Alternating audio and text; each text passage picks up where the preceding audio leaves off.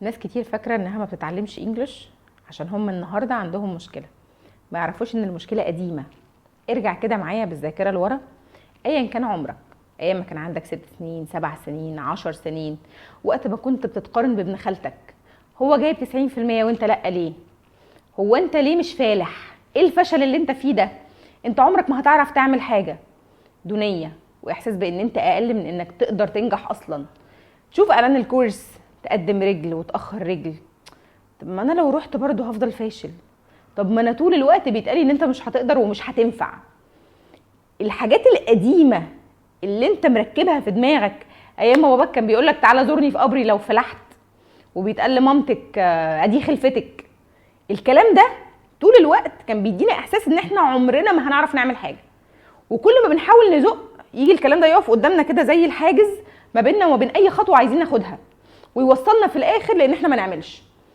حتى لو ضغطت على نفسك ودخلت الكورس سيشن 2، اخاف اتكلم قدام التيتشر او قدام زمايلي لحسن حد يضحك عليا، لحسن التيتشر يقول لي مفيش فايده فيك، مفيش منك امل. والكلام ده انا سمعته بنفسي من اكتر من طالب كان بيجي يقول لي انا عمري ما هفلح، انا عمري ما هقدر اتعلم. بس بعد ما بيبداوا فعلا معايا ومعانا وبنشتغل على النقطه دي في نفسيتهم قبل ما نشتغل على كورس الانجليش، او احنا شغالين على كورس الانجليش، بنعرف نسحب من جواهم احساس خيبه الامل واحساس انهم مش هيقدروا على طول، ده اللي هم حابسينه جواهم وما بيخرجوهوش. وخطوه في خطوه بتلاقي ان انت فعلا تقدر، وان ده كان مجرد كلام، واللي كان بيقوله لك ممكن جدا يكون ما كانش بيكرهك، هو كان بيحفزك او بيحاول بالطريقه دي انه يخليك تقدر تعمل اللي انت مش عارف تعمله. بس هي دي كانت طريقته، مش هنحاسبه عليها، بس هنحاسبك انت دلوقتي على انك مش قادر تغيرها.